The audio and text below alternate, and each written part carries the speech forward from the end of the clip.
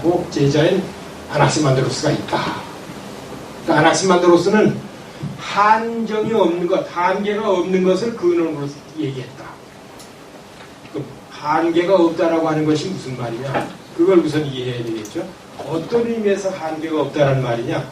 양적으로 한계가 없다라는 말이냐? 그럼 질적인 구분이 없다는 말이냐?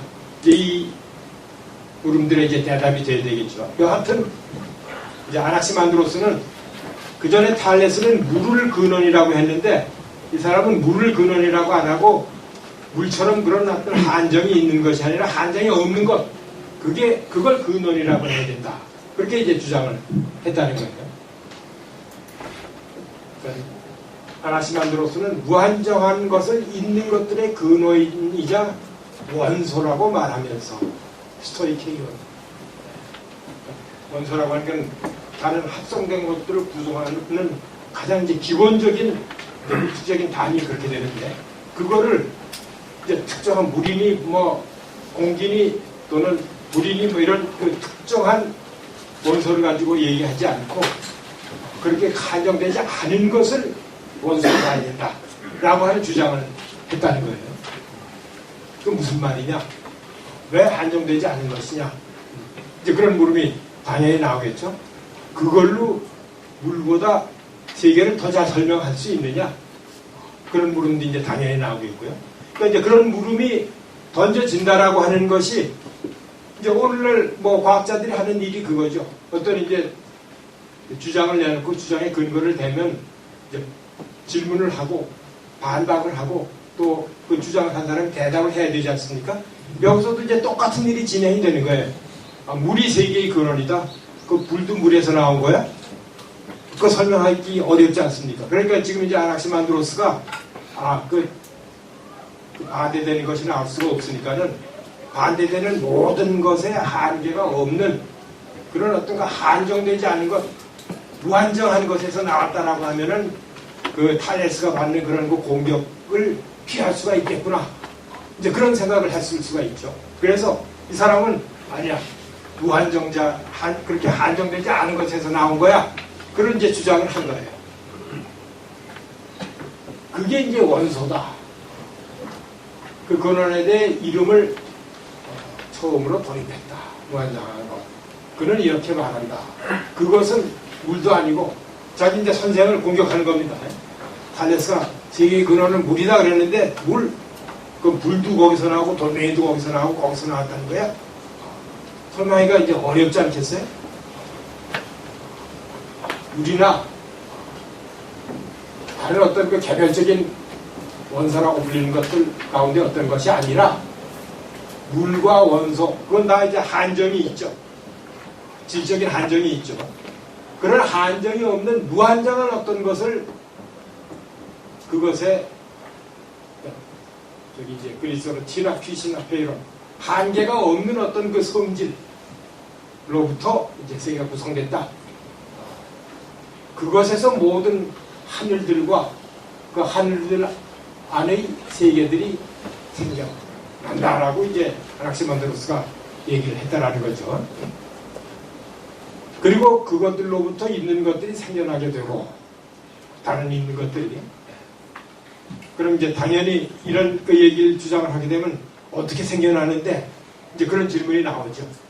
그러니까 이제 그런 질문이 일상적인 사람들 사이에서 자연히 나올 수 있게 되는 그런 이제 단계로 얘기가 진행이 된 거죠. 그 뭐 신화 같은 거는 그것도 이제 시대와 지역을 거치면서 달라지긴 하는데 뭐 신의 존재를 갖다가 이제 멋대로 한다라든지 그런 거는 불교의 그 대상이 되겠죠. 근데 여기서는 뭐 이 무한정제가 어떻다, 물이 어떻다라고 하면은 그 이치에 따라서 바로 그걸 이제 따질 수 있는 거예요. 근데 그 시대로 접어들면서 서양의 학문이 시작됐다, 철학이 시작됐다 그런 겁니다. 그러니까 이제 자연과학의 시작이기도 하고 철학의 시작이라고 하는 것은 이 사람들이 개별 현상만 얘기하는 것이 아니라 현상 전체를 다 얘기하려고 했죠. 그 근본이 뭐냐 이제 그것도 물으려고 했고 그래서 이제 필로소피아라고 하는 이름이 나중에 이제 붙여지게 되는데 조금 더 보죠. 그것들로부터 있는 것들이 생겨나게 되고 이것들내로 있는 것들이 소멸도 필연에 따라 있게 된다. 이게 무슨 말인가요? 그러니까는 이 무한정자라고 하는 것들로부터 우리가 주변에 보는 있는 것들이 다 생겨나고 그 다음에 없어지면 다시 뭐가 된다? 무한정자가 된다 라고 하는 그 얘기를 지금 하고 있는 거죠. 있는 것들이 생겨나게 되고 이것들애로 있는 것들이 소멸도 그냥 있는 것이 아니라 필연에 따라 일어나게 된다고 했어요. 일정한 우리가 멋대로 할 수 없는 법칙이 있다. 자연 법칙도 그렇죠. 우리가 멋대로 할 수 있는 게 아니죠. 바로 이제 그 법칙을 발견하기 위해서 과학자들이 저런 이제 실험도 하고 하는데, 그 이제 비슷한 작업이 지금 이제 진행이 되고 있는 거죠. 초창기 형태로. 왜 이제 필연에 따라 생성과 소멸이 있다라고 얘기하느냐. 그 뒤 문장을 보면, 왜냐하면 그것들은, 그 원소들은 자신들의 잘못에 대한 배상과 보상을 시간이 정해주는 순서에 따라 서로에게 지불하기 때문이다. 그럼 무슨 갑자기 이제 죄의 얘기가 나오죠. 그리고 그 값을 치르는 그 얘기가 나오는데, 이제 조금 더 보죠. 왜냐? 그것들, 원소들, 여기 이제 원소들은 무한정자가 아니라 물, 불, 이제 그런 것들이 될 거예요. 그런 것들은 잘못에 대한 배상과 보상을 시간이 정해주는 순서에 따라 지불한다. 잘못을 저지른다는 거예요. 그 잘못이 뭐냐 물어봐야 되는데, 하여튼 잘못에 대해서 죄값을 치러야 돼요. 근데 어떻게? 시간이 정해지는 순서에 따라. 그러니까는 예를 들어서 여름에 물이 많아지고 물에 반대되는 것이 줄어들었다. 그대로 있을 수가 없다는 거예요. 다시 시간이 지나면서 이제 물이 줄어들고 물 때문에 그 양이 적어졌었던 불의 요소가 다시 커지는 그런 일이 일어난다는 거죠. 그러니까 그게 시간이 정해주는 순서에 따라 여름에 물이 성했다 하면 겨울이 되면 불이 성한다라든지 이런 순서에 따라서 이제 과도하게 도에 넘게 늘어났던 것이 그 값을 치르고 스스로 줄어들면서 그것 때문에 줄어들었던 것이 다시 이제 늘어나는 그런 어떤 아까 필연에 따라라고 하는 그 말이 있었는데, 그 필연적인 법칙에 따른 사물들의 진행이 있게 된다. 지금 이제 하나씩 모델스가 그 얘기를 하는 거죠. 이처럼 다시 이제 다음 표 뒤니까는 심플리기우스 그 얘기입니다. 이처럼 그는 보다 시적인 용어로 그것들을 말한다. 시적인 용어라고 하는 것은 잘못에 대한 배상과 보상을 시간이 정해주는 순서에 따라 서로에게 지불한다라고 하는, 그러니까 세상에서 빚지고 빚값 근거 이제 제대로 안 갚았다든지 하는 그런 것을 얘기할 때 하는 방식으로, 또 여기 이제 운이 붙었을 거예요. 얘기를 하기 때문에 용어도 이제 시적인 용어로 시의 형식에 따라서 그 말을 한다. 이 사람은 네 가지 원소들의 이 네 가지 원소가 뭐냐, 이것도 여기서 사실 이제 밝혀지지 않는데, 밑에 보면 온냉 건습인 것 같기도 하고, 이게 성격이죠. 나중에 이제 엠페도클레스, 다시 우리가 보게 될 그 사람에 가면은 지수화풍이 이제 분명하게 됩니다. 네 가지 원소들이 상호 변화를 주목하고서 이것들 가운데 어떤 하나를 기체로 삼는 것을 적절하지 않다고 여기고, 이것들 외에 다른 어떤 것을 기체로 삼는 것이 적절하다고 여겼음이 분명하다. 이게 이제 심플리키스의 얘기죠. 아리스토텔레스가 이제 그렇게, 아리스토텔레스가 아니라 이 철학자들이 그렇게 본 것 같다. 이 사람은 생성을 원소의 변화로부터 설명하지 않고 영원한 운동으로 인한 대립자들의 분리되어 나옴으로부터 설명한다. 그러니까는 아낙시만드로스의 그 변화를 설명하는 입장이 원소의 변화 때문에 이제 책상이 달라졌다, 여기 있던 것이 빠져나가서 흐물흐물해졌다든지 그런 식으로 설명하지 않고 영원 운동으로 인한, 그러니까 이 무한정자라고 하는 것이 어떤 방식으로 이제 운동 끊이지 않고 이제 하고 있는데, 그 운동으로 인한 대립자들의 분리되어 나온 반대되는 것들이 이제 더해지고 분리되어 나오고 하는 그런 요인을 다시 이제 변화의 요인으로 이제 집어넣는 거죠. 그로 설명한다. 그렇기 때문에 아리스토텔레스는 이 사람을 아낙사고라스 학파 사람들과 같은 부류에 놓았다. 네, 요건 이제 설명하기가 조금 복잡한데, 아낙사고라스는 이제 후대에 또 이제 그러니까 자연 철학자 중에 하나인데, 이 사람은 수많이 있는 것들이 다 이제 이 만물의 씨앗이다, 그런 얘기예요. 살은 이제 살의 씨앗이 있고, 뭐 가죽의 씨앗, 머리카락의 씨앗, 온갖 것들이 씨앗이라고 할 수 있는데, 그 씨앗 속에 또 온갖 씨앗이 다 들어있고, 그 씨앗 속에 온갖 것이 다 들어있다, 이제 그런 식으로 얘기를 합니다. 그러니까는 이 아낙시만드로스보다는 훨씬 더 이제 그 진전된 그런 그 입장인데, 그런데 어떻게 이제 사물들이 달라지느냐? 도미넌트한 것이 뭐냐에 따라서 이제 머리카락이다, 또는 뭐 살이다, 나무다, 이런 식으로 그 얘기된다고 얘기하는데, 이 사람 이 마지막 부분에 설명한 것이 뒤에 나오는 아낙사고라스 비슷하다라고 이제 아리스토텔레스가 그 주석을 붙였다는 거예요. 그것에 대해서 다시 아리스토텔레스 주석을 붙이는 시필리쿠스가 그 얘기를 하고 있는데, 지금 뭐 아낙시만드로스의 그 유일한 이제 단편 그 얘기를 했는데, 이것으로부터 사실 이제 아낙시만드로스 입장을 전체적으로 재구성할 수가 없습니다. 그러니까 어떤 요소가 이 사람이 자연을 설명하는데 도입한 요소들이냐, 무한정자라고 하는 것을 놓고 무한정자 속에 대립되는 요소들이 이제 설정이 되고, 그것들이 운동에 의해서 어떤 방식으로 떨어져 나오는데, 그 어떤 것이 성하고 어떤 것이 쇠하고, 또 그것에 상하게 쇠했던 것이 성하고 성했던 것이 쇠하는 그런 어떤 그 흥망성쇠의 그 법칙 같은 것을 물리적인 세퍼레이션의 운동하고 연결시켜서 이 우주의 변화를 설명하려고 하고 있다라고 하는 것을 지금 이제 우리가 알 수 있죠. 그러니까는 이 사람 얘기를 이제 간략하게 다시 정리한다라고 한다면은 세계의 이런저런 어떤 그 물질들의 기본이 되는 것을 뭘로 놓냐면 이제 한정되지 않은 것, 그걸로 놓는 겁니다.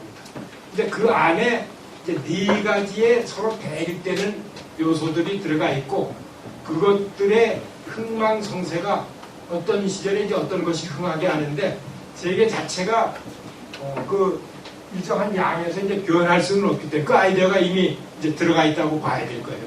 그러니까는 이제 시간이 지나면 많아졌던 것이 다시 이제 줄어들고 적어졌던 것이 많아지고, 제 자리를 잡고 제 크기를 찾는다라고 하는 그 얘기를 할 수가 있죠.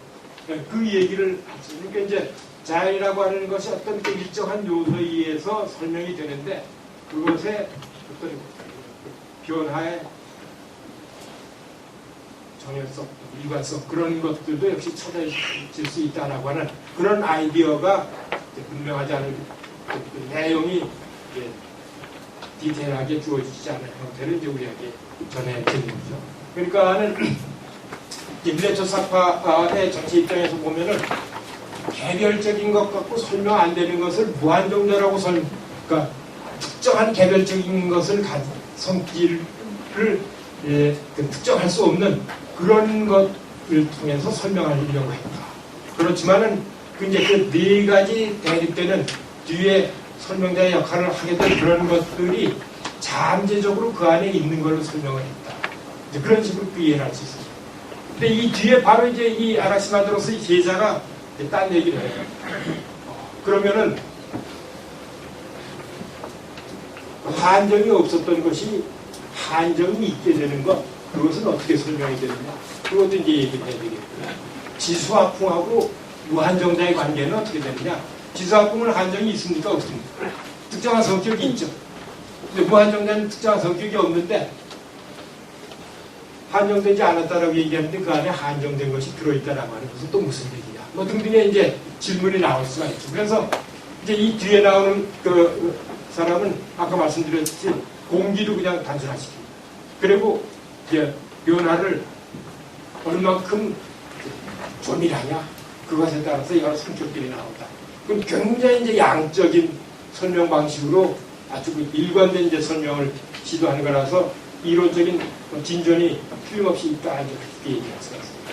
그러니까 이게 이제 파르메니데스 이전에 나왔었던 그 아낙시마드로스의 단편인데요.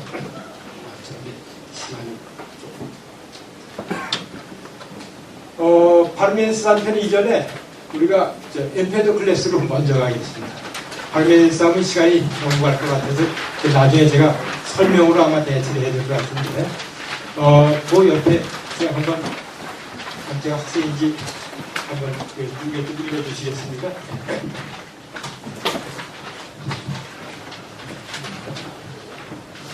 어리석은 자들, 이 자들에게는 멀리까지 가 닿는 사려들이 없으니 이들은 전에 있지 않았던 것이 생겨난다고 여기고 혹은 무언가가 죽어 없어지고 완전히 파멸한다고 여기기 때문이네. 전혀 있지 않은 것으로부터 생겨난다는 것은 가당치 않으며 또 있는 것이 완전히 파멸한다는 것은 이루어질 수도 들을 수도 없으니 누군가가 끊임없이 어디에 놓더라도 그것은 늘 거기에 있을 터이니 또한 무언가가 이것들에는 더해지지 않고 이것들에서 떠나가지도 않거늘 이것들이 계속하여 소멸해버린다면 더 이상 있지 않기 때문이네. 무엇이 이 전체를 중단시킬 수 있을까? 하물며 어디에서 올 수 있을까? 이것들이 없이는 아무것도 있지 않거늘 하물며 어찌 이것이 소멸할 수 있을까? 예. 그러니까 이제 이것들이라고 하는 말이 이제 계속 나오는데 이 사람에서는 엠페도클레스에 가면은 세 개의 기본 이 원자가 구성자가 지수화풍이다라고 하는 것이 분명하게 얘기가 됩니다. 지수화풍의 이 조합의 배합의 그 비례에 따라서 이런저런 그 차이들이 나온다. 그러면서 이제 이 엠페도클레스에서 강조되는 것이 계속 있는 것이 없어진다든지 없는 것이 생긴다든지 이것은 불가능합니다. 그게 굉장히 강조가 됩니다. 보면은 이들은 전에 있지 않았던 것이 생겨난다고 여기고 혹은 무언가가 죽어 없어지고 완전히 파멸한다고 여기기 때문인데 바로 그렇기 때문에 그 어리석은 자들이라는 거죠. 네. 전혀 있지 않은 것으로부터 생겨난다는 것은 가당치 않으며 우로부터 뭐가 생성한다는 것은 있을 수가 없는 일이라는 거예요. 그 다음에 또 있는 것이 완전히 없어진다라고 하는 것, 파멸한다는 것은 이루어질 수도 들을 수도 없느니 누군가가 끊임없이 어디에 놓더라도 그것은 늘 거기에 있을 터이니 그러니까는 있는 것은 항상 있는 것이고 없는 것이 생기거나 있는 것이 없어지거나 하는 일은 없다. 그 얘기를 하고 있어요. 또 무언가가 이것들에는 더해지지 않고 이것들에서 떠나지도 않거나 그러니까 이 세계에 있는 것들의 그 양이 항상 일정하다라고 하는 얘기를 하고 있는데 이것들이 계속하여 소멸해버린다면 더 이상 있지 않기 때문이네. 무엇이 이 전체를 증대시킬 수 있을까? 하물며 어디에서 올 수 있을까? 이것들이 없이는 아무것도 있지 않거늘 하물며 어찌 이것이 소멸할 수 있을까? 그러니까 여기 얘기하는 그 이것들이라고 하는 것이 이 사람이 이제 그 네 개의 뿌리라고 하죠. 지수화풍 네 개입니다.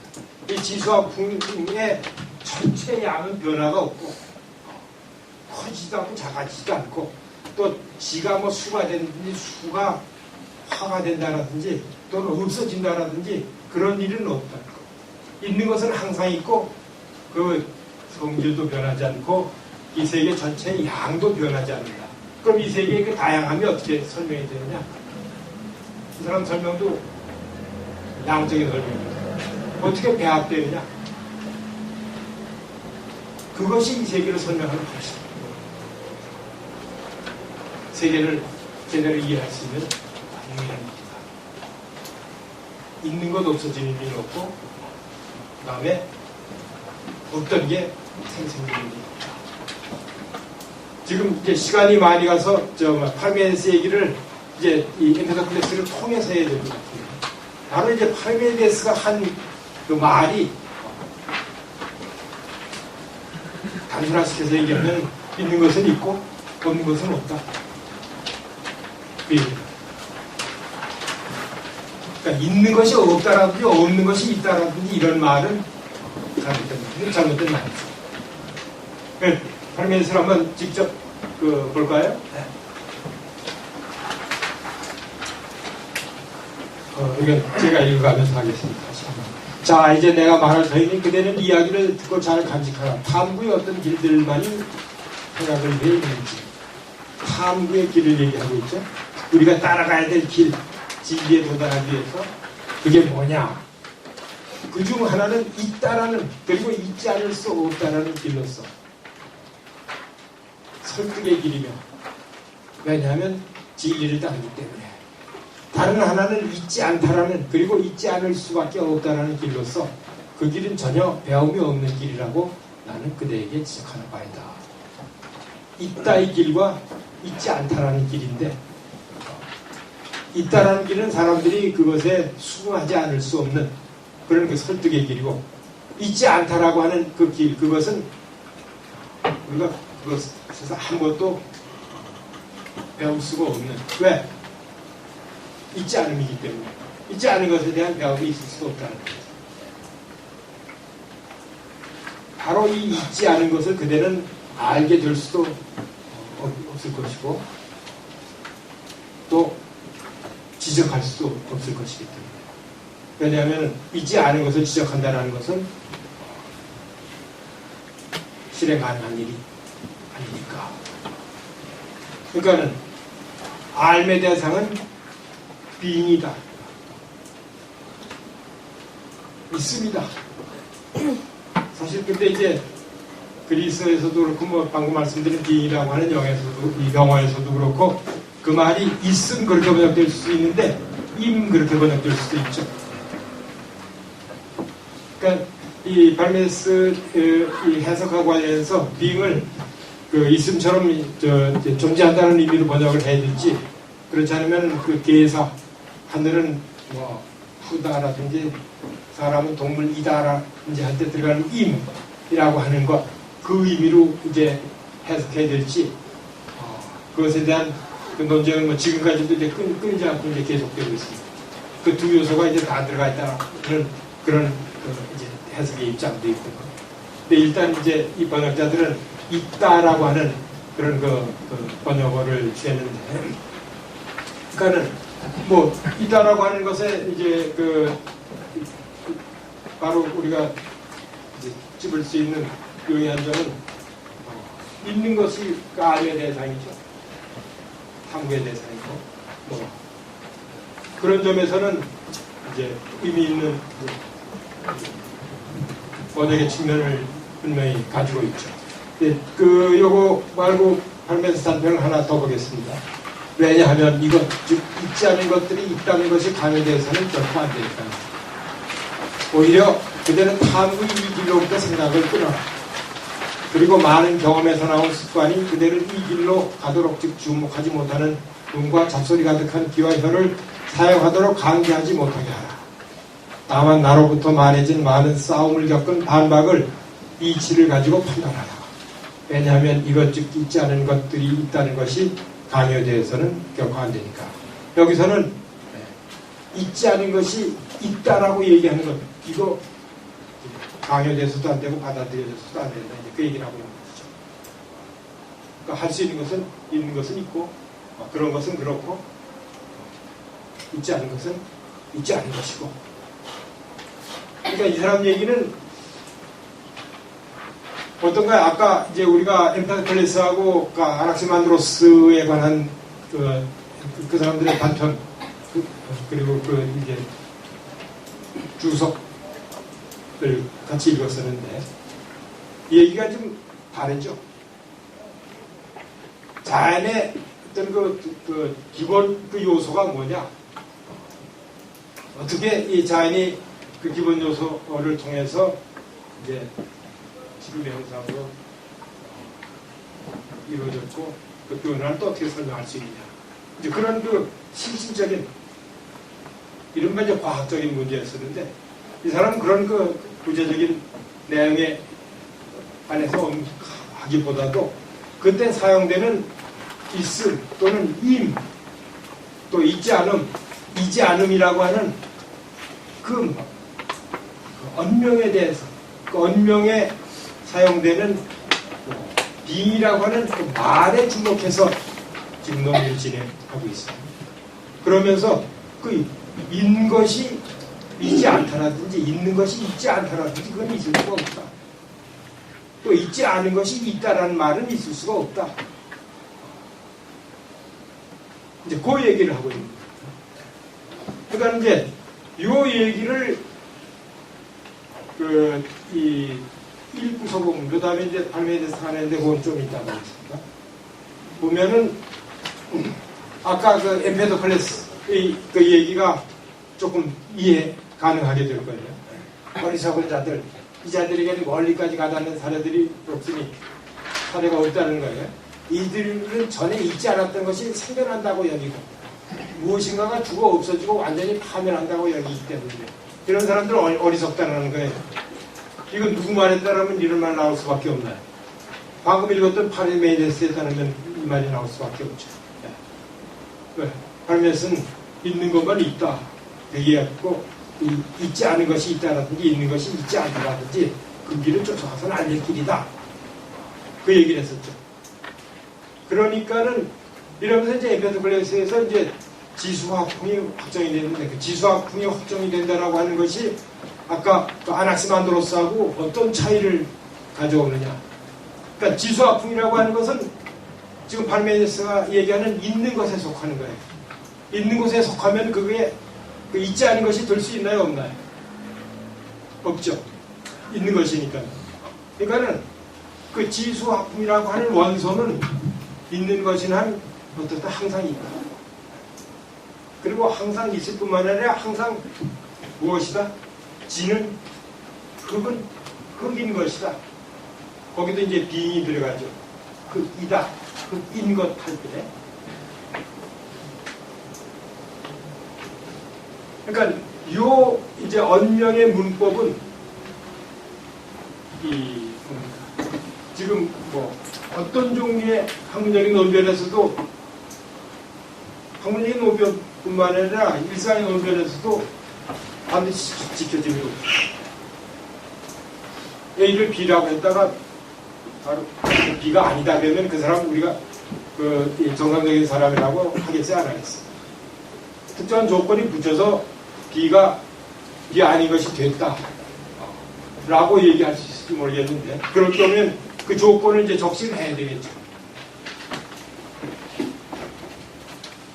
근데 더구나 이제 그것이 스토이케이언 이 원소가 되는 것이라고 할 때 그것이 다른 것이 된다. 그건 아닌 것이 됐다. 라고 한다면 그 원소라고 할 수가 있을 거예요. 할 수가 없게 되겠죠. 그러니까 파르메니데스 얘기는 바로 그 점을 더 일반화시킨 그 수준에서 얘기를 하고 있다. 라고 얘기할 수가 있다. 그런 점에서 그런 논의들 전반이 지켜야 될 원술의 기본적인 규칙이라고 하면 좀 어폐가 있습니다만 룰을 상위의 차원에서 얘기를 하고 있다. 그런 그 얘기를 할 수가 있을 것 같습니다.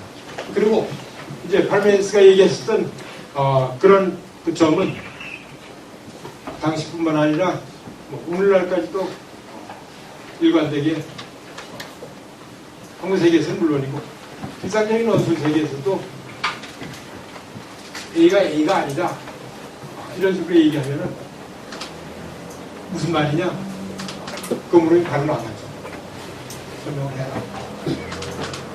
바로 이제 그 룰을 처음 포뮬레이트 하는 사람이다. 이렇게 얘기할 수 있어요. 지금 아주 이제 그 파르메니데스에서 포멀한 측면만 얘기했는데 이 사람에게서도 또 이제 서브스텐셜한 그 측면이 나옵니다. 근데 우리가 안 읽었었던 그 부분도 이제 이 포멀한 부분과 관련되는데 있다라는 길에 관한 이야기가 아직 하나 더 남아있다. 이 길에 아주 많은 표지들이 있다.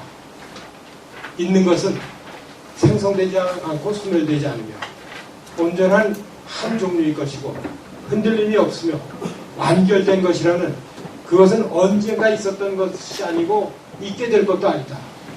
시간을 넘어선다는 거죠. 왜냐하면 지금 전부 함께 하나로 연속적인 것으로 있기에 그러니까 빔을 어떤 이 전속이라든지 이 크기를 가진 걸로 지금 이제 표상을 하고 있어요. 왜냐하면 지금 전부 함께 하나로 연속적인 것으로 있기에 그것이 어떤 생겨남을 도대체 그대가 찾아낼 것인가. 그러니까 이런 성격들 때문에 생성이라고 하는 것이 거기에 해당되지 않는다. 그러니까 지금 생성되지 않고 소멸되지 않고 한 종류 있고 뭐 이렇게 사지가 달려가지고서 달리 볼 수 있는 그런 게 아니다라고 하는 것이죠. 흔들림도 없고 단결되어 있어서 그 안에 있던 게 삐쳐나가거나 밖에 들어올 이제 그런 성격인 것도 아니고 언젠간 있다가 사라지거나 또는 없다가 있게 될 그런 것도 아니다. 시간을 넘어서 있다. 그 얘기죠. 왜냐하면 지금 전부 함께 하나로 연속적인 것으로 있기에 그것은 어떤 생겨남을 도대체 그대가 찾아낼 것인가. 생성이라고 하는 것이 거기 있을 수가 없다. 어떻게 무엇으로부터 그것이 자라나는 것인가. 나는 그대가 있지 않은 것으로부터 라고 말하거나 생각하는 것을 허용하지 않을 것이다. 그러니까 난비 있지 않은 것으로부터 있는 것이 나온다라든지 그런데 변화를 부정하게 됩니다. 빔의 세계에 이제 변화가 없다라는 거죠. 있지 않다라는 것은 바로 있지 않기 때문에 말할 수도 생각할 수도 없기 때문에 있지 않은 것과 있으면 섞지 마라. 그리고 어떤 필요가 먼저보다 나중에 그것이 무로부터 시작해서 자라도록 강요했겠는가. 그러니까는 특정 시간에 생겨날 이유가 없다는 거예요.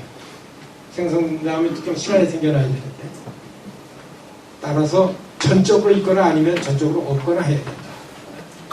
존재 아니면 무지. 이것이었다가 이것이었다가 그러니까 생성이 부정됩니다. 이게 이제 남편팔이 단편 가운데서 이제 제일 긴데 그 앞부분입니다. 그래서 이제 프레메데스를 빙의 철학자라고 하는데, 그러니까는 지금 이제 뭐 화학 같은 데서 원소를 찾아가지 않습니까? 그럼 뭘 찾는 거예요? 어떻게 있는 거? 있는 게 존재하는 건데요. 변치 않고 있는 거죠. 그걸 찾아가는데 지금 이제 문제가 뭐예요? 조금 변화해서 더 작은 게 나오죠. 지금 그래서 뭐 쿵화까지 가고 이제 그랬는데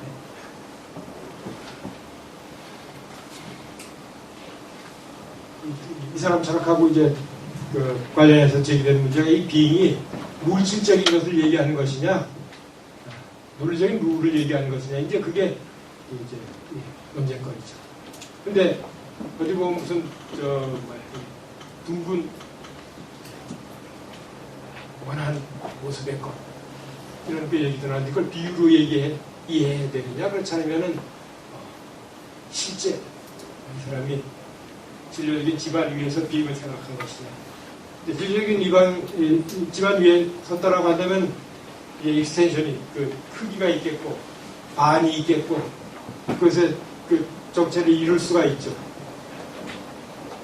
그래서 라지칼 빙을 얘기하는 것이다. 그 얘기를 하는데 그러니까는 뭐 being is, non-being is라 그게 이제 이 사람이 모든 자를 탐구하는 자들 진리를 추구하는 자들이 따라야 할 것, 따르지 않을 수 없는 것 그렇게 얘기하는데 그거는 뭐 소리 지르지 않아도 빙이 있으죠.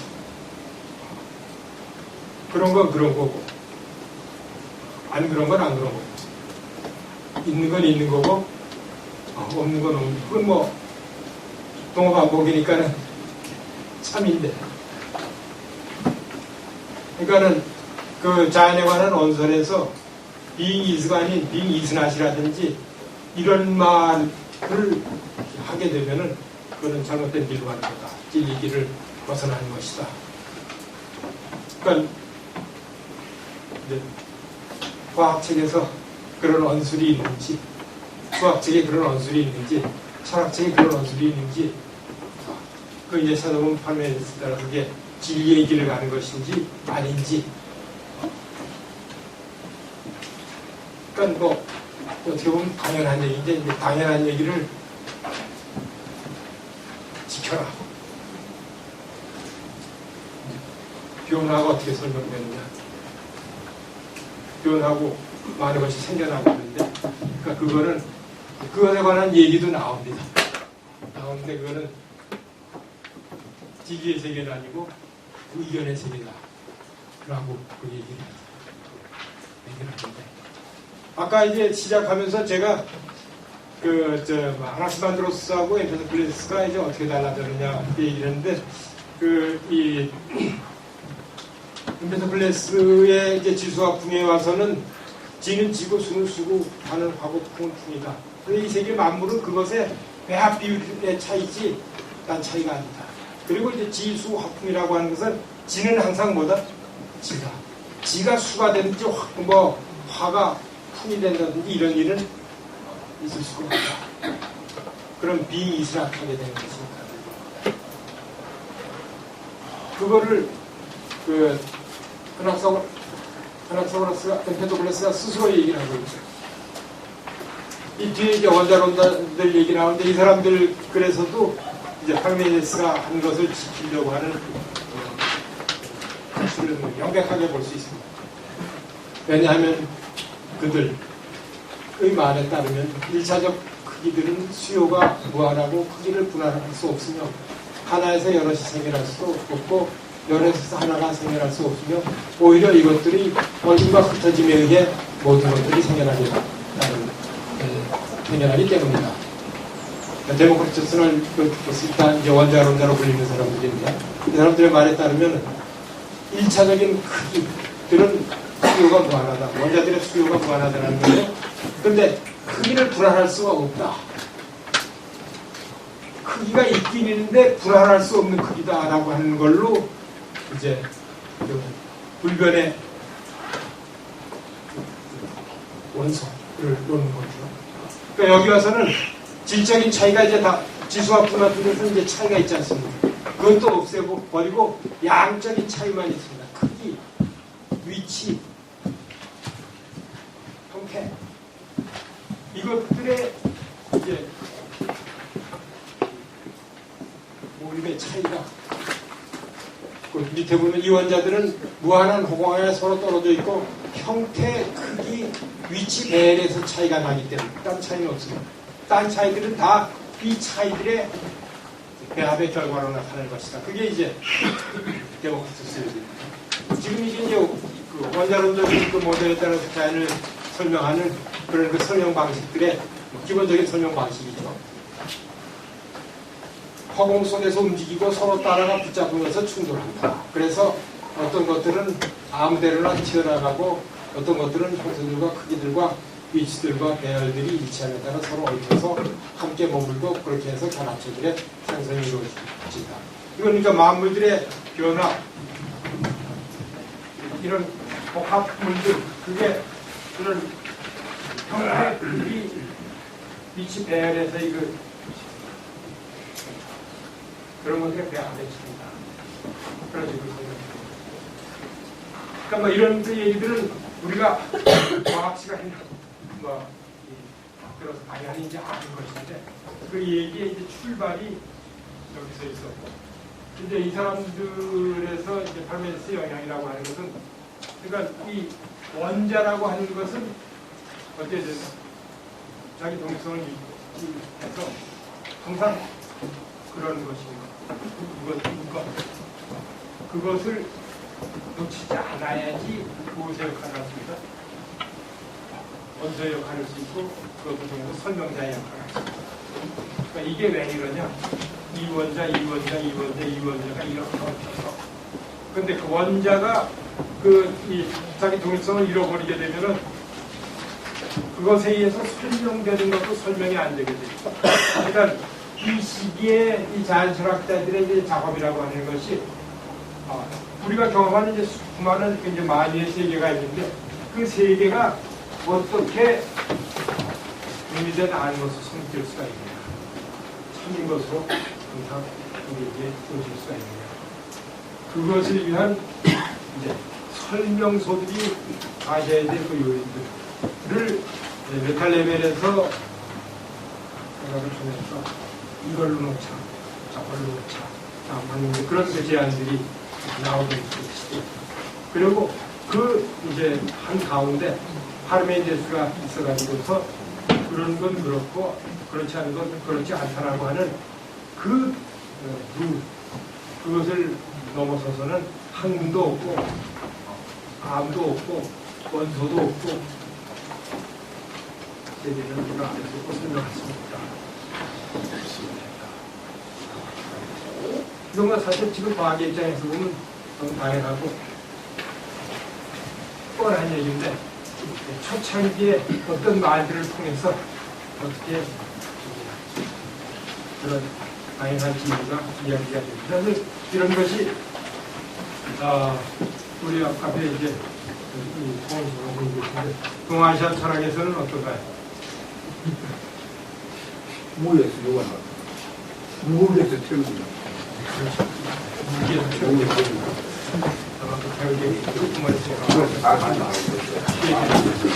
최근 저희 파메스를 지키는 말일까요? 이것은 넘어서는 말이라고 할까요?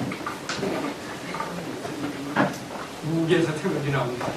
그 무로부터 무엇인가가 나온다는 그 얘기를 하는 것이죠. 그러니까 이제 파메스의 노선은 아니겠죠. 아니, 그 완전히 아니죠. 지지적 사실이 아니고 완전 다른 이건 무에서 어떻게 요한하 우리 선생님은 파르메니데스하고 파르메니데스의 동료자신 것 같아요. 그 아마 그 책을 설명하시는 분들은 그 밤에서 낮이 되지 않냐 그 얘기를 하지 않겠어요? 분명히 있다가 그게 커진다. 그러다가 이제 커졌다가 뭐 그런 식으로 설명하지 않겠어요? 근데 그거는 파르메니데스는 받아들일까 안 받아들일까? 안 받아들이겠죠. 있는 건 있는 거고 없는 건 없는 거고. 오늘 순들의 그 동양주의 그 생각이 있어요.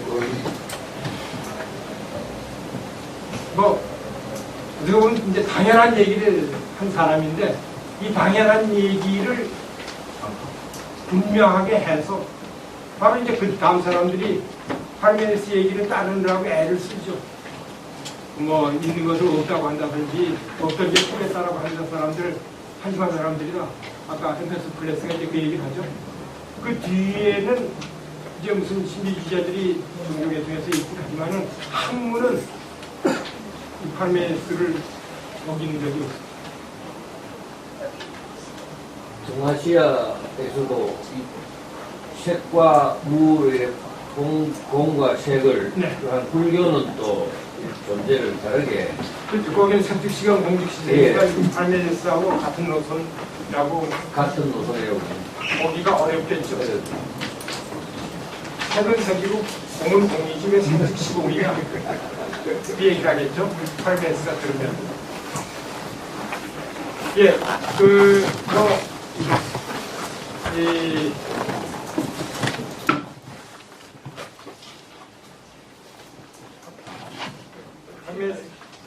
그리스 초기 철학자들의 생각이라고 하는 게 이렇게 이제 아주 그 기본적인 것들인데 읽어보면 이 얘기의 이제 진전들이 굉장히 되어 있습니다.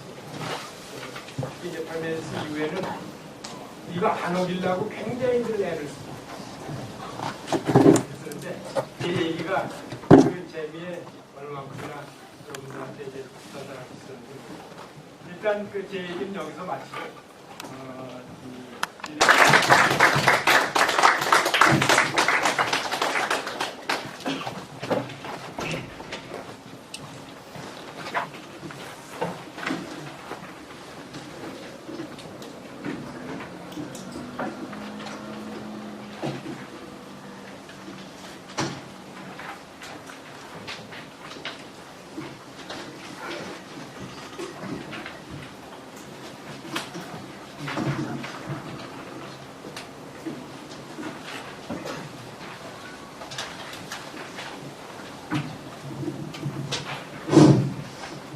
방금 사회자께서 소개해 주신 김남두입니다.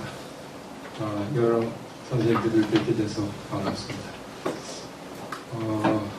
계명대학에는 제가 처음에 왔던 게 굉장히 오래전인 것 같은데 거의 한 15년, 20년 되지 않았나 제가 정확한 수는 기억을 못합니다. 그때 제가 처음 왔을 때 오늘도 파르멘데스라는 이름이 들어가는데 파르멘데스에 대한 강연을 했었던 것 같습니다. 그리고 한 3년 전에 이제 소크라테스에 관한 얘기를 했었고 이번에 이제 부탁을 지정해서 파르멘데스와 헤라클레이토스를 해달라 그런 그 부탁을 받고 전체 틀을 보니까는 이제 신화 시대부터 이제 철학 시대로 넘어가고 그 다음에 이제 플라톤 그 사이에 제가 맞는 것처럼 돼 있어서 제목을 파르메이데스와 초기 그리스 철학의 전개 이렇게 이제 조금 바꿨습니다. 이렇게 이제 바꾼 거는 파르메이데스, 헤라클레이토스는 상당히 이제 대비되는 철학자다 이제 알려져 있죠. 이것만 하는 것도 뭐 의미가 있을 텐데 전체적인 이제 철학사를 하시는 것 같아서 신화 시대에서 이제 소크라테스, 플라톤, 아리스토텔레스 가기 그 전에 전체적인 그 그림이 어떻다라고 하는 것을 간략하게 말씀을 드리면서 그 이제 철학 전개에 이 파르멘데스라고 하는 사람이 어떤 역할을 했고 그게 이후의 철학에 어떤 영향을 줬고 어떻게 그 사람 철학을 특정한 방향으로 전개했느냐라고 그 말씀을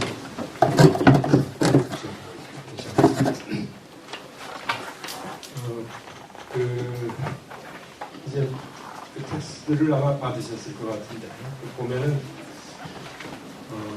소크라테스 이전 이제 철학자들 해가지고서 상당히 여러 사람의 철학자들이 있습니다. 그 철학자들의 책이 제대로 전해오는 게 거의 없어요. 그래서 당시 또는 이제 후대 사람들이 그 사람들의 문헌이 있을 때 인용했었던 것 그것들을 쭉 뽑아가지고서 이제 이런 식으로 이제 한국 그 주역 번역판인데 소크라테스 이전 철학자들의 단편 성집이라고 하는 이런 그 책으로 그 책이 편찬이 되어 있고 그러니까는 이 사람들이 살았던 서양에서도 이 시기 사람들에 대한 그 연구는 이 사람들의 책이 남아있어서 하는 경우는 드물고 대체로 이제 그런 방식으로 다른 책에 인용된 것들을 모아서 그 책을 그 사람 사상의 단편들을 모은 거죠. 그런 어떤 이 문헌을 토대로 해서 연구가 진행이 되고 있습니다.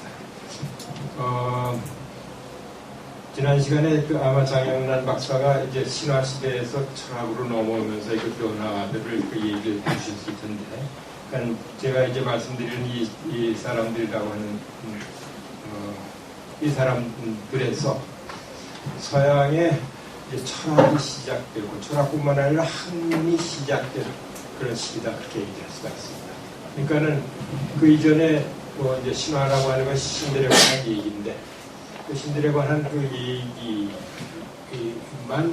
얘기가 이제 주로 사람들을 교육시키고 그 다음에 우주에 대해서 사람들이 가지는 그런 관념을 만드는데 그 역할을 하고 했었는데 어떤 시기 이후로 이제 그런 그 이야기하고는 다른 형태의 그 언술법이라고 할까요? 사람들이 세계를 바라보고 그 세계에 관해서 얘기하는 그 방식, 새로운 방식이 이제 생기기 시작했는데 바로 그런 작업을 이끌어갔었던 사람들, 그 사람들이 이제 철학사에서 소크라테스 이전 철학자들, 영어로는 이제 프리소크라틱스 그렇게 얘기하죠. 그 로마 시대 철학자 키케로라고 하는 사람이 그런 이름을 붙였어요.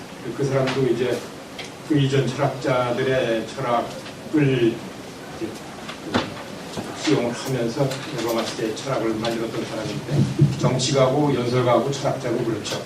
그 사람이 소크라테스 이전 철학자들이라고 하는 말을 쓰면서 이 말이 그 이후로 이제 이 시대 사람들을 지칭하는 그런 고유명사 비슷하게 사용되고 있습니다.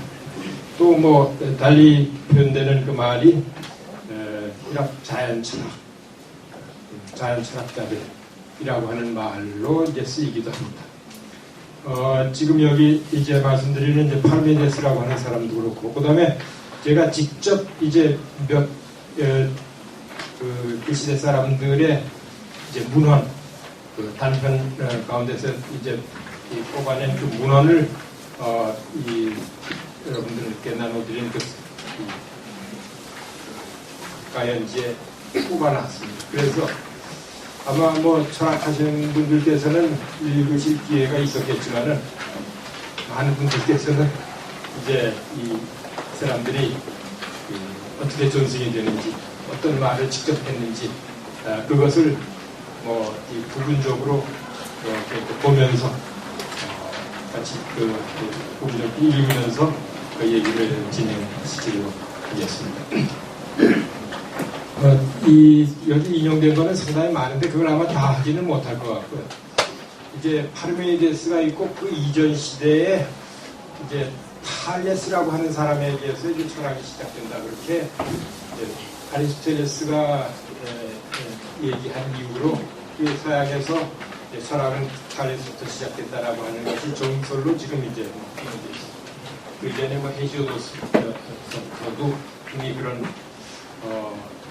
씨앗을 발견할 수 있다라고 하는데, 헤시오도스의 글들은 그 얘기죠, 기본적으로. 그래서 철학이 탈레스에서 시작된다라고 하는 아리스토텔레스의 생각은 오늘날 뭐 그대로 받아들여도 괜찮은 생각인 것 같습니다.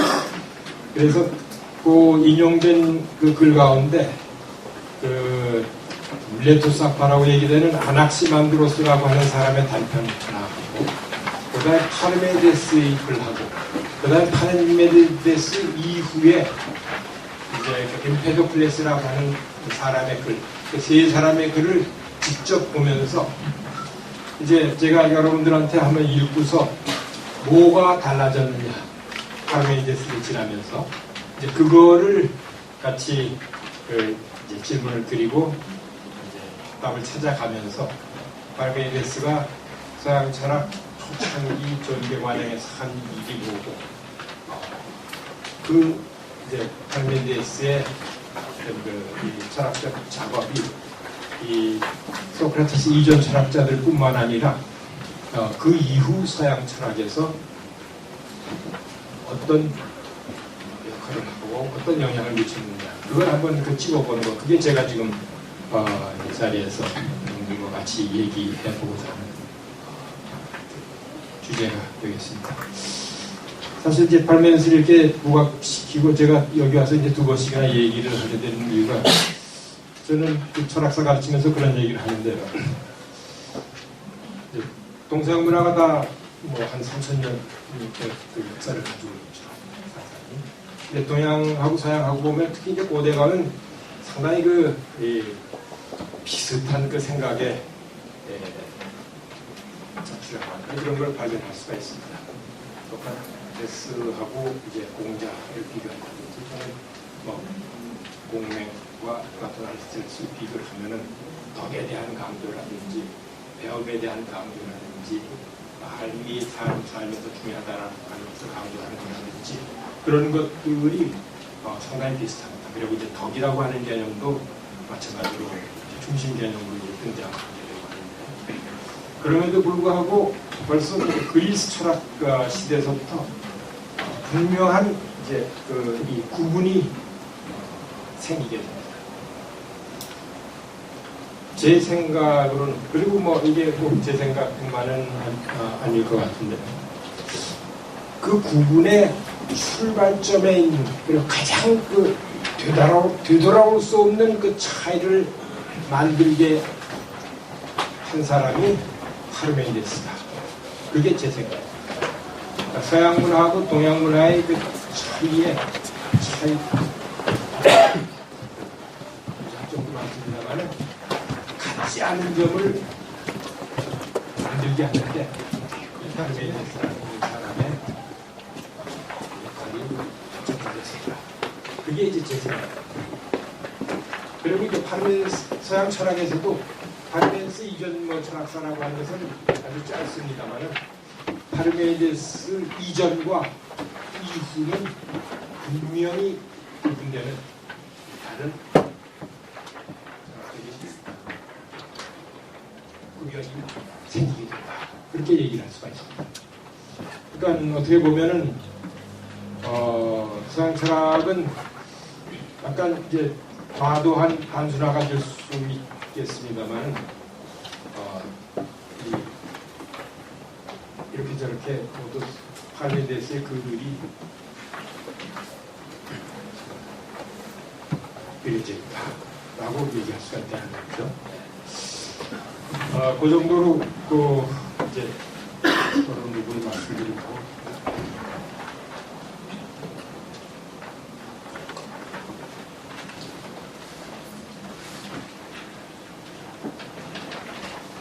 초기 이제 그리스 철학자들 해서 이제 도표로 나와 있는데 저쪽에 보면 이제 이오니아, 그리스, 이탈리, 시시리 그렇게 나와 있죠.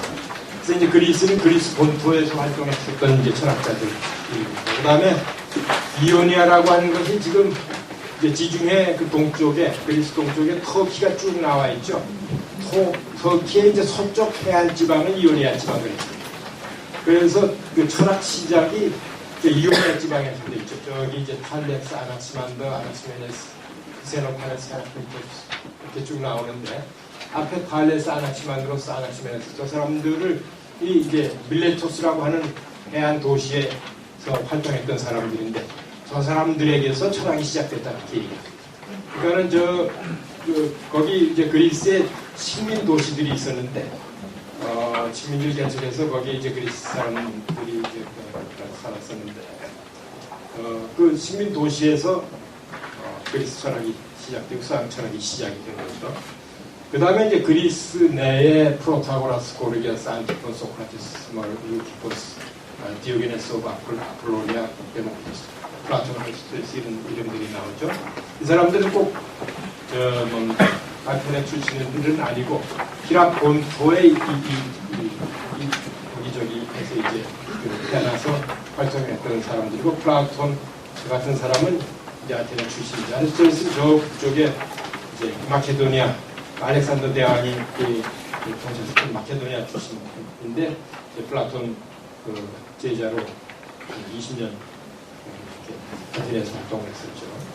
그 다음에 이제 또 하나 이제 중요한 그 지역이 이태리 시칠리 해가지고서 이태리 남단에 피타고라스 학파라든지 또는 파르메이데스라든지 이런 사람들이 활동을 했었던 그 지역이 있습니다. 그래서 그리스 철학이 크게 이오니아 지방, 그리스 본토, 그 다음에 이태리 남단, 시칠리아 서 이쪽에서 이제 활동 무대가 돼서 지금이 됐다 이렇게 말씀을 드릴 수가 있겠습니다. 이게 이제 그 지도인데요. 이게 이제 그리스 본토죠. 그 다음에 이게 이제 이오니아 지방입니다. 이 터키 반도가 쭉 이 지중해 쪽으로 뻗어 있는데 그 서쪽 해안에 그리스의 그 식민 도시들이 많이 있었어요. 탈레스, 아나시만드로스 이런 사람들이 활성했었던 그 밀레토스라고 하는 것이 아마 이 근처 어디쯤 될 겁니다. 지금 그 글씨가 안 보이는데요. 그 다음에 이제 이게 그 이태리죠. 이태리 남단. 그 다음에 여기 시칠리아 섬인데 여기서 이 그 바닥 부분에서 피타고라스 학파들이 활동을 했고 그 파르메이데스 활동했었던 일리아라고 하는 것이 아마 한 이 정도쯤 될 겁니다. 그 다음에 이 시칠리아에도 엠페도클레스 같은 사람이 활동을 했었고 그 다음에 플라톤이 한 3번 정도 여기서 이 작은 도시 시라쿠사라고 하는 도시의 그 통치자였었던 디오니시오스라고 하는 그 고아니죠. 그 삼촌의 디온이 친구였었어요. 그래서 이제 그 친구 초청으로 3번 이제 그 나라 정치의 자문을 하기 위해서 법을 만드는데 도움을 주기 위해서 갔었는데 3번 다 이제 실패하고 돌아온 그런 얘기가 역사가 이제 전해오는 그런 지역이기도 합니다. 그러니까 그 희락 철학이 진행된 지역이 이쪽 그러니까 흑해 연안서부터 터키 서쪽 해안, 그 다음에 그리스 반도 전역, 이태리 남단 이쪽을 주 활동 무대에서 진행이 됐다. 이쪽 여기가 이제 알렉산드리아인데 이건 조금 더 이제 후대에 큰 도서관이 생기고 각자 도서관이 되겠죠.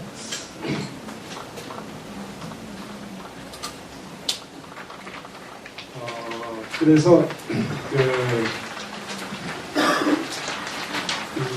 우리 제목이 이제 신화에서 철학으로 그렇게 써져 있는 겁니다. 아니라 이제 신화에서 이제 철학의 시대로 넘어온 그때서부터인데, 그러니까 철학이 형성됐다라고 하는 게 뭘 의미하느냐, 그걸 우리가 단지 좀 짚고 넘어가요. 대체로 기원전 7세기, 6세기 때 밀레토스 학파 사람들의 활동이 시작이 되는데 6세기 때 이제 활동을 했었죠.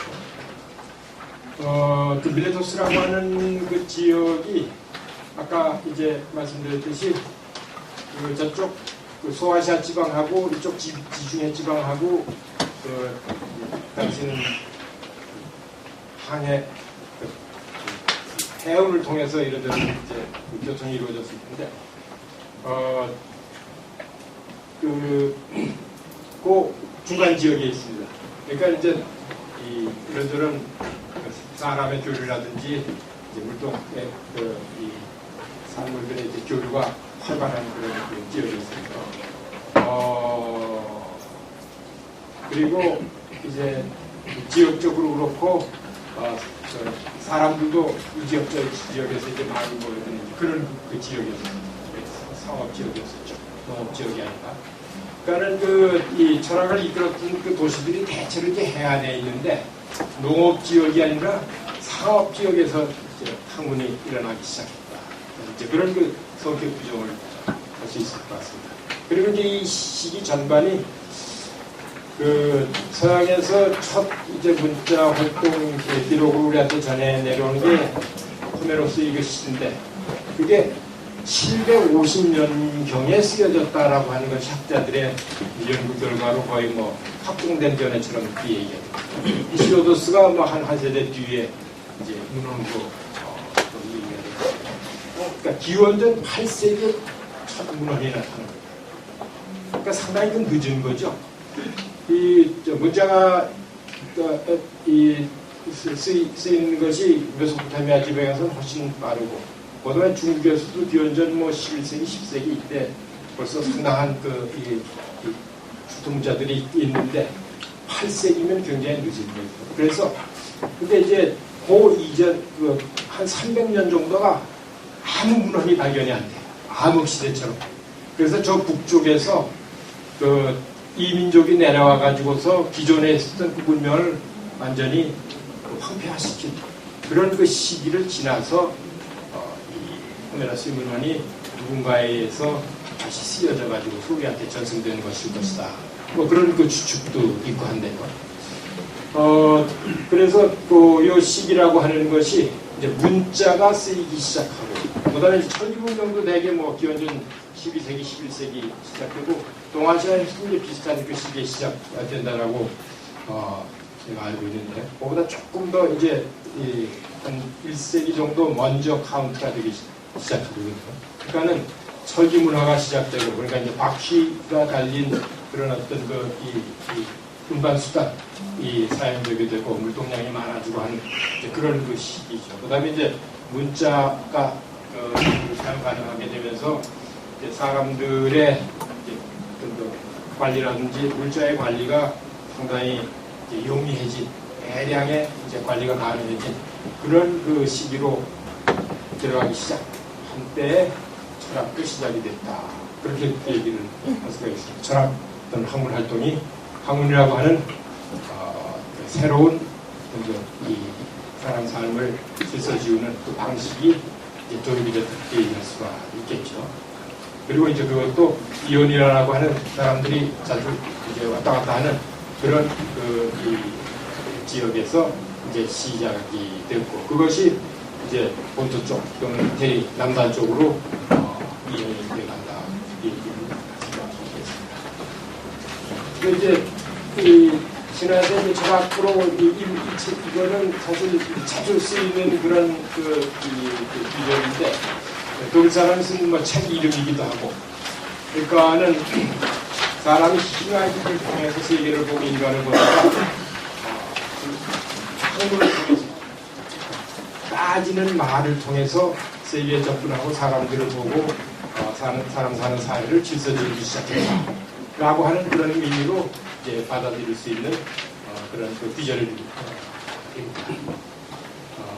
그래서 이제 이 말이 어떤 말이냐, 아마 지난 주일에 그 장사님 이제 강의를 하셨을 텐데 여러 가지로 얘기를 할 수가 있을 텐데, 뭐 신들의 세계에서 이제 그 신들이 사라지고 이제 다른 어떤 무엇인가가 나와서 신들이 했었던 그 역할을 대체하기 시작하는 그런 그 시기인데, 제가 이제 여기 쓰기는 본명사의 세계와 보통명사의 세계 이 둘로 이제 구분을 했어요.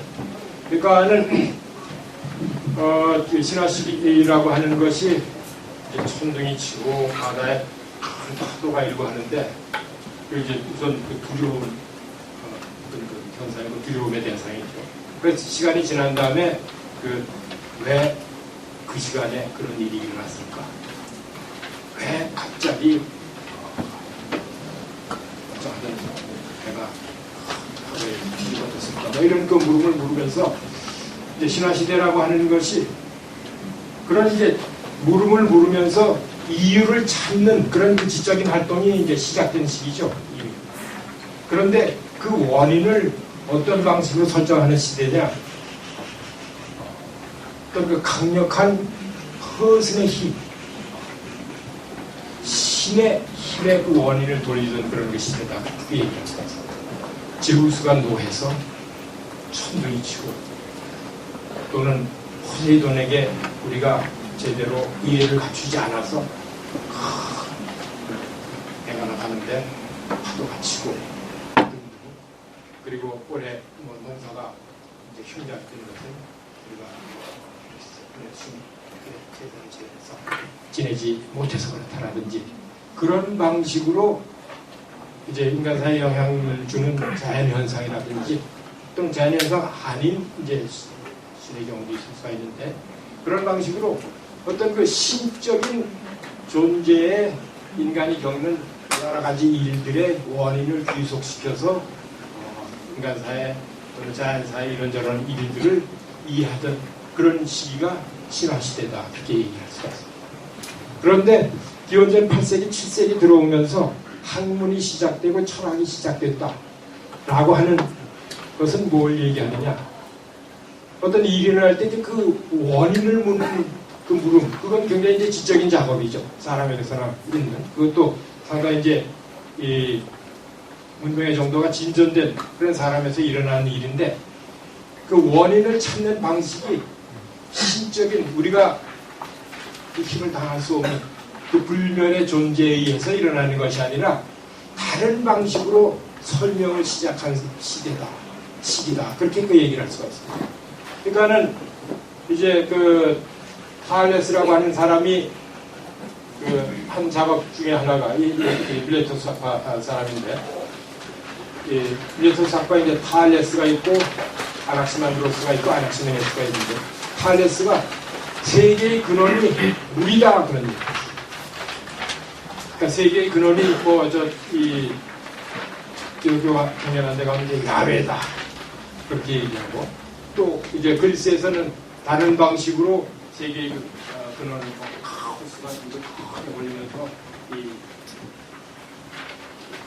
신이 생기고, 그 다음에 바다가 땅이 생겨나고 바다가 생겨나고 등등 이제 그런 방식으로 얘기를 하는데, 이 밀레토스 학파에 와가지고서 이제 그런 이 고유명사 대신 우리가 사람이나 신의 이름을 붙이죠. 그런 그 이름 대신 물, 불, 공기 이런 것들을 통해서 세계를 설명하려고 하고 사건들을 이해하려고 하는 그런 작업이 시작됐다. 그런 방식으로 이제 이 실화에서 철학도라고 하는 것을 고유명사의 어떤 그 설명 체계로부터 보통명사의 설명 체계로의 이행이 시작됐다. 라고 그 이해를 할 수 있어요. 바로 이제 그 작업을 이 밀레소스의 일단의 사람들, 그리고 이어지는 사람들이 시작을 했고, 이제 복잡한 현상들을 바로 그런 그 초자연적인 힘을 통해서 설명하려고 하는 것이 아니라 우리가 주위에서 보는 그런 어떤 그 물질적인 요인들을 통해서 그것이 재구성되고 설명되고 이해될 수 있지 않느냐. 그 이제 시도들이 시작된 게 바로 이제 이 시기고, 그 외에 이제 존재하는 전체를 대상으로 하늘과 땅과 인간 세계 전체를 이제 설명하려고 하는 방식으로 되면서 거기에 이제 철학이라고 하는 이름이 붙여진 거죠. 또 그게 상당히 다양하죠. 밀레소스 학파는 지금 얘기한 것처럼 이제 뭐 그 물이라고 했던 사람도 있고, 그 다음에 이제 그 제자는 뭐라 그랬냐면은 물을 통해서 어떻게 불을 설명하냐. 그래서 이제 무한정자, 그렇게 물 한정되지 않은 어떤 것으로부터 모든 것이 시작됐다. 그래서 이제 아프리로는 그랬는데 한정되지 않은 것이 와동 운동을 하면서 이런저런 것들이 이제 떨어져 나오기 시작했다.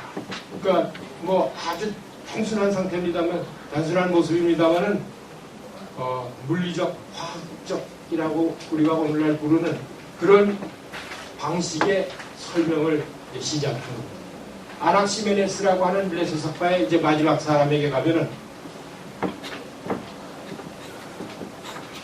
아낙시만드로스가 무한정자라고 했는데 한정이 없던 것에서 어떻게 한정이 생기냐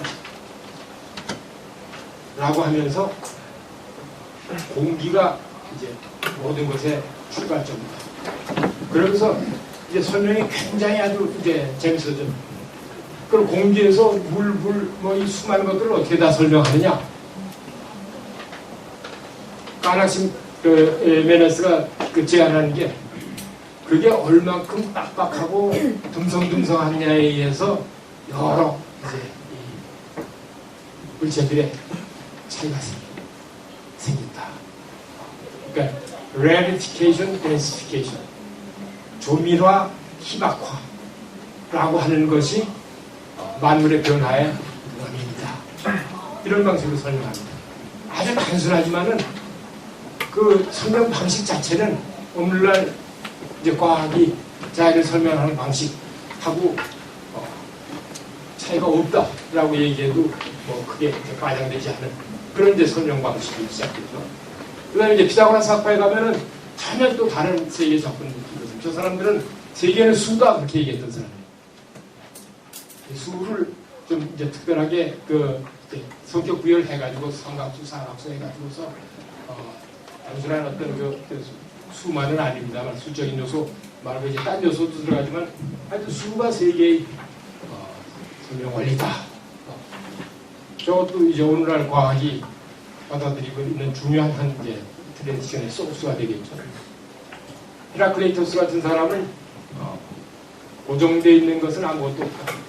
만물이 유전한다라고 하는 만물 유전설을 주장했던 사람이고, 이제 엘레학파에 오늘 얘기하려고 하는 이제 그 파르메니데스가 들어갑니다.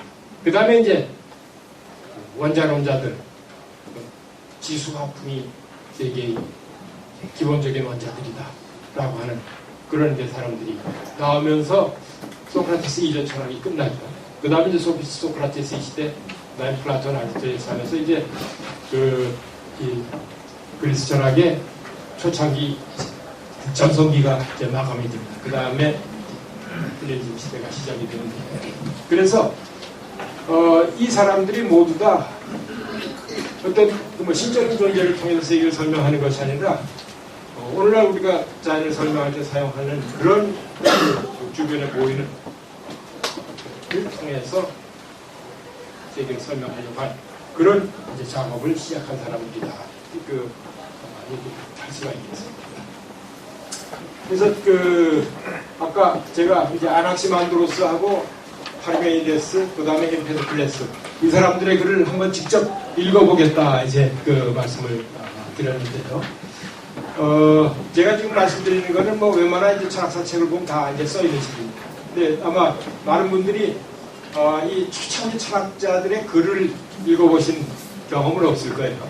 근데 읽어보시면은 이 글이 딱딱 끊어지질 않아서 쫓아가기가 어렵기는 하지만은 내용이 뭐 그렇게 대단히 어려워서 여러분들이 모를 그런 얘기는 아닐 겁니다. 그래서 한번 좀 이제 같이 읽어보면서 진행시키도록 하겠습니다.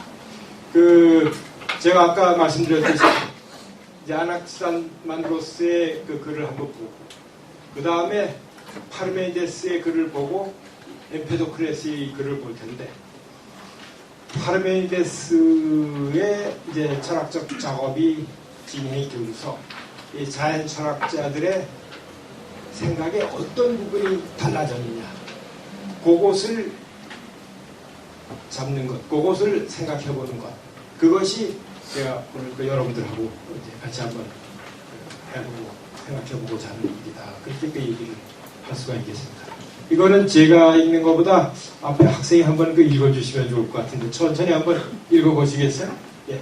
그것은 하나이고 운동하며 무한정하다고 말하는 사람들 가운데 브락시아데스의 아들이며 밀레토스의 사람으로서 탈레스의 후계자요 제자인 아낙시만드로스는 무한정한 것을 있는 것들의 근원이자 원소라고 말하면서 근원에 대해 이 이름을 처음으로 도입했다. 그는 이렇게 말한다. 그것은 물도 아니고 원소라고 불리는 것들 가운데 다른 어떤 것도 아니고 다른 무한정한 어떤 원천으로서 그것의 모든 하늘과 그것들 속의 세계들이 생겨난다. 그리고 그것들로부터 있는 것들이 생겨나게 되고 이것들에도 소멸도 필연에 따라 있게 된다. 왜냐하면 그것들은 잘못에 대해 배상과 보상을 시간이 정해주는 순서에 따라 서로에게 지불하기 때문이다. 이처럼 그는 보다 시적인 용어로 그것들을 말한다. 이 사람은 네 가지 원소들의 상호 변화를 주목하고서 이것들 가운데 어떤 하나를 주체로 삼는 것은 적절하지 않다고 여기고 이것들 외에 다른 어떤 것을 이체로 삼는 것이 적절하다고 여겼음이 분명하다. 이 사람은 생성을 원소의 변화로부터 설명하지 않고 영원한 운동으로 인한 대립자들의 분리되어 나옴으로 설명한다. 그렇기 때문에 아리스토텔레스는 이 사람을 아낙사고라스 학파 사람들과 같은 부류에 놓았다. 예, 수고하셨습니다. 네, 문장이 상당히 길죠. 여기 따옴표가 있죠. 따옴표가 시작돼서 여기서 끝났는데요. 이제 그는 이렇게 말한다라고 하면서 이제 직접 인용이 되기 때문에 이것이 아낙시만드로스가 직접 얘기한 부분으로 우리가 추리할 수 있다. 그래서 이제 아낙시만드로스의 직접 인용으로 남아있는 유일한 귀절입니다. 유일한 귀절인데 이게 이 뒤에 보면 심필리키오스라고 하는 사람의 책에서 이제 이 말을 하고 있으면서 이 아낙시만드로스의 이 글을 직접 인용한 겁니다. 근데 심필리키오스가 기원전 기원 후 6세기 로마 시대에 이제 활동했던 사람인데 이 사람이 아리스토텔레스의 자연학에 대한 주석을 쓴 사람입니다. 유명한 주석가죠. 그러니까는 아리스토텔레스가 아낙시만드로스에 관해서 얘기해 놓은 것에 관한 주석을 달면서 이제 사람들이 접근하기 좋게 설명을 해 놓은 책이다. 그 책에서 이제 이 아낙시만드로스의 말이라고 생각할 수 있는 귀절이 나와서 뽑아 놓은 겁니다. 그러니까는 이 소크라테스 이전 철학자들의 연구라고 하는 것이 다 고대 나온 전 문헌에서 이런 귀절들을 뽑아내 가지고서 요거는 직접 인용이고 직접 인용이라고 얘기할 수 없이 그냥 이게 아락시만드로스의 의견이다라고 그 자기 말로 다시 이제 그 정리해서 쓴 거 그런 거는 이제 A 프레그먼트라고 하고요. 이렇게 직접 인용한 걸 B 프레그먼트라고 해가지고서 이제 독일 그 딜스라고 하는 사람이 20세기 초에 3권짜리 두툼한 책을 만들어놨습니다. 그래서 그거를 DK, 딜스 이제 그 뒤에 이제 크란츠라고 하는 사람이 보유를 해서 DK 해가지고서 인용을 하죠. 그래서 이게 이제 이 시대 사람들의 연구에 뭐 지난 100년간 이제 토대가 됐었던 그런 그 문헌인데 그 가운데서 이제 이 한국 번역자들이 이제 번역한 것에서 지금 인용을 하고 그러니까 요거 이제 한번 보죠. 그러니까 이제 스가 쓰기를 그것 여기 세 개의 그 아르케 기원이 되는 것이 뭐냐 이제 그 물음에 관한 탈레스, 아낙시만드로스, 아낙시멘스키타 그 이후의 철학자들의 견해를 정리를 하는 거예요. 탈레스가 근원은 하나다.